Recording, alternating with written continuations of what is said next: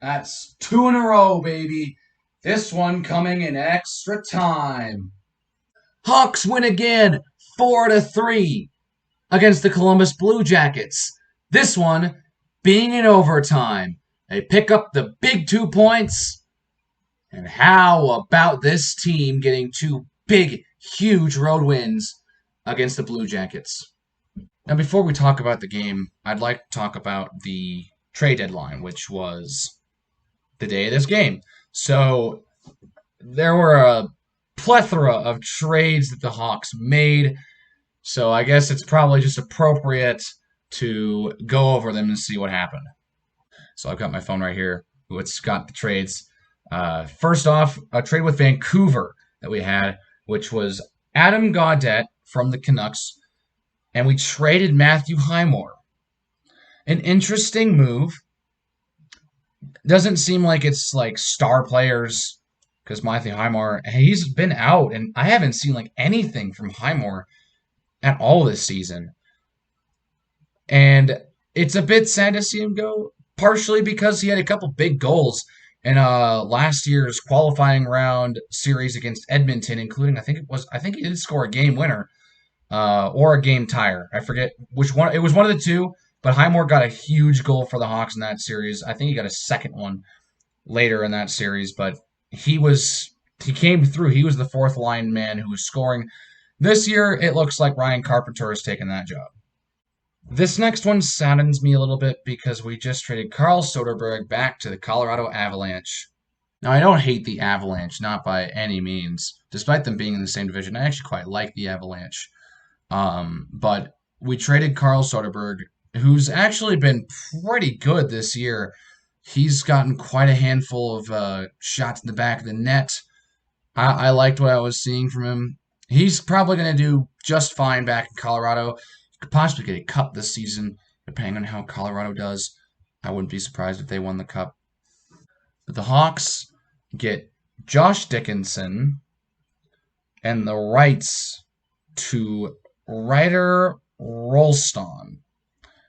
Okay, looks like it's a prospect kind of deal. Looks like these two definitely have a prospect or two involved with these. This third one probably hurts me the most. The Chicago Blackhawks got a second round pick in this coming draft and a third round pick in next year's draft. But we traded a fifth round pick for next year's draft. And Matthias Janmark. Yep, he's gone. He had a nice stay in Chicago. He performed pretty well. I liked what I was seeing from him. Had some solid performances. Again, sucks to see him go, but then again, Vegas is also in the running for the cup. He could possibly get a cup with Vegas. So, I mean, wish him well, but we got a couple draft picks. It looks like a lot of these trades are for draft stock and prospects. It further proves my point is the next trade was we got just a fourth round pick in this upcoming draft, and we traded a fifth round pick and Madison Bowie, who I've never heard of, to the Canucks. So two deals with the Canucks in this trade deadline. Another thing about the Vegas trade, which I think is a pretty good trade. Yamark is a pretty good player, but it is draft picks, and you never know what you're going to get with draft picks. But another thing that involves with the trade from Yamark, a third team got involved, which was the San Jose Sharks. And we acquired Nick DeSimone from San Jose. And so to complete this trade, let me go ahead and read what the Blackhawks said officially here. To complete the trade, the Blackhawks sent Janmark, retaining 50% of the salary cap hit, to the Sharks, and DeSimone and a fifth-round pick in the 22 NHL draft, Vegas. Janmark was then traded to just Vegas.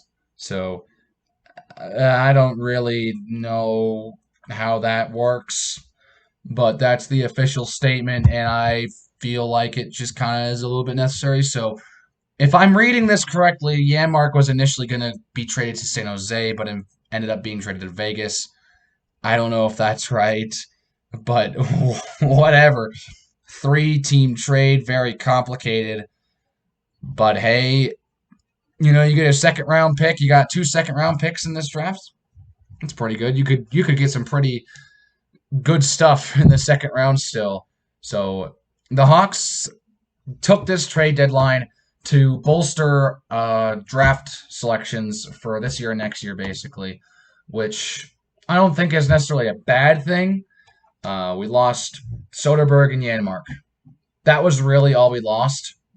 The only one that kind of hurts is Janmark, but I mean, Janmark, not necessarily a top liner. So it's not like we're losing one of our best players to get these 2 draft picks. And they're pretty good draft picks at that. So I think that the Hawks did a pretty good job here in the trade deadline, actually.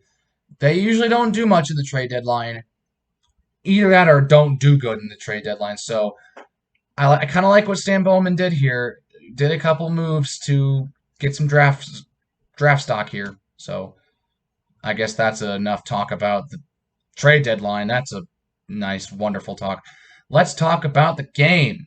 Move the camera up because I didn't want to bend my back a ton in this one. So Riley Stillman and Brett Connolly get their first starts with Chicago tonight. All right. We got them. They didn't play in the last game. They're getting here. They're ready to play. Hopefully they can make an impact in their first game.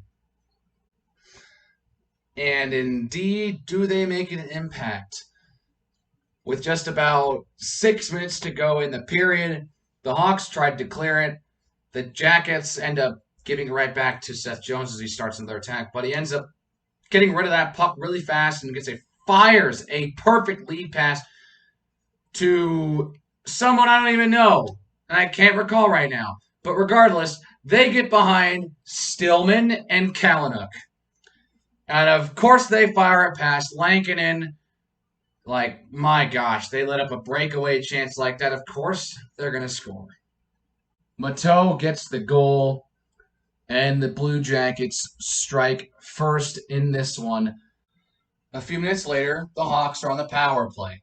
And Dylan Strome has it, kind of sits there waiting, looking for a passing lane, just drops it back to Keith, who then gives it to DeBrincat, who tries to find a lane, can't do so.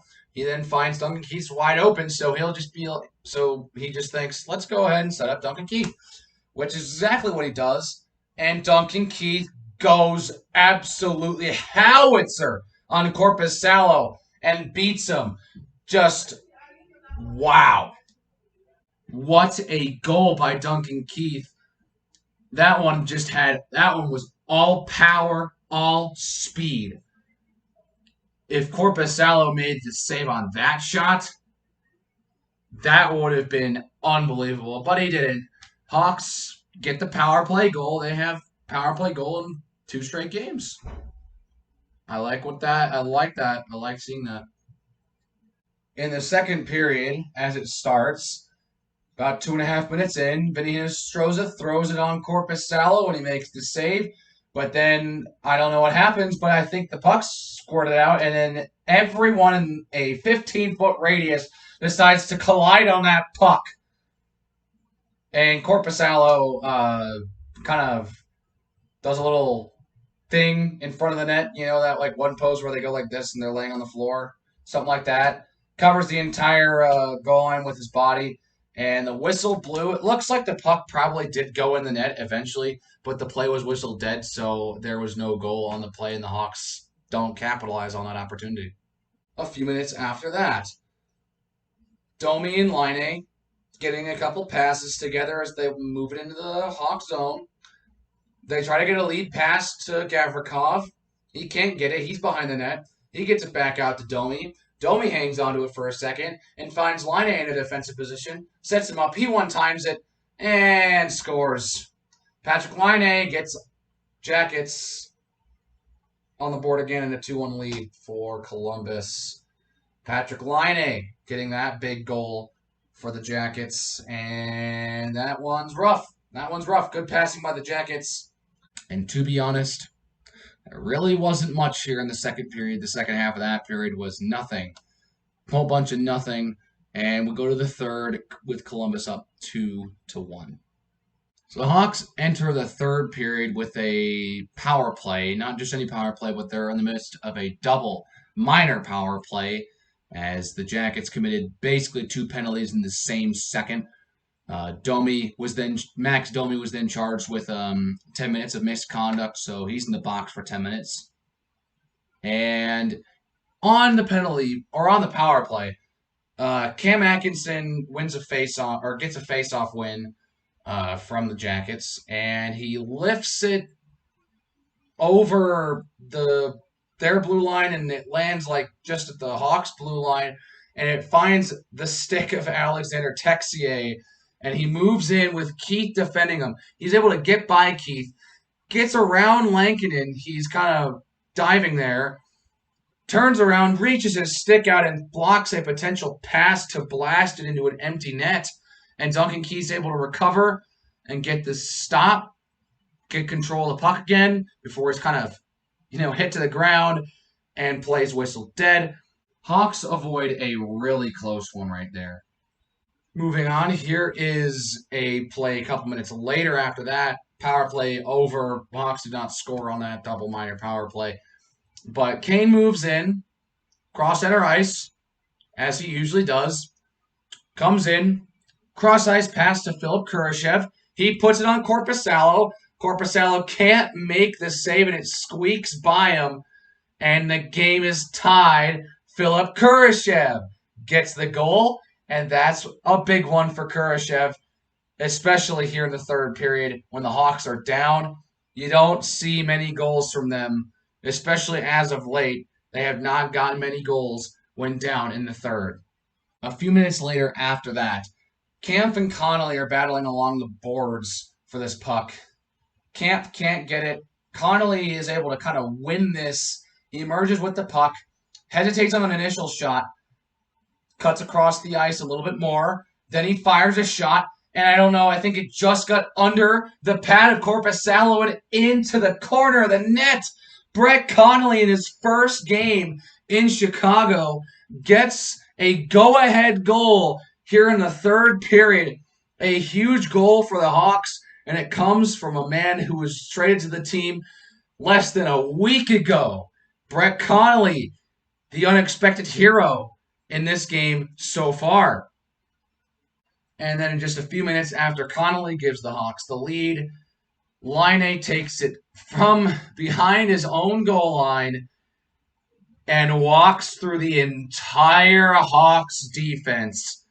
And guess who he's the one who kind of crosses up, goes through his legs, makes him look like a fool? You guessed it, it's Calvin DeHaan. Another bad play from DeHaan. Had a good play in the last game, assisted DeBrincat on the goal. Good for you. But you did this, which led Laine to walk right past Lankinen into an empty net and a beautiful coast-to-coast goal to tie the game. Laine gets a huge goal for the Blue Jackets, and the game is tied. And with nothing else here in the third period, this one's going to overtime. About a minute and a half into overtime, Kirby Dach. He's got it across center ice. Wyatt Kalynuk goes right for the net. The pass from Dach does not go to Kalynuk, but instead across ice to Brandon Hagel, who then one-times it past Korpisalo. Brandon Hagel wins this one in overtime. The young man getting the overtime winner, and he is looking really good here. Remember how we were talking about Suter and Kurashev and Lankinen back in the beginning of the year? Well, now we're talking about Hagel because, man, has he started to produce. He is finding the back of the net so often recently. I am really proud of what I've seen from Brandon Hagel. Glad to see him bury this game and bury the Blue Jackets as the Hawks finish the season 6-2 against Columbus. Like I said, the Hawks will finish the season 6-2 against Columbus, and they have Detroit next. Winning both games against Detroit is a must, and if they do, they go 7-1 against Detroit this season. Can you believe that? In 8 games, the Hawks are going to take 7 against Detroit if they win both games here in Detroit. But regardless, that's going to do it for this one. Hit that like button if you liked it. Hit that subscribe button if you really liked it. Spread like my jersey. And I'll see you guys next time.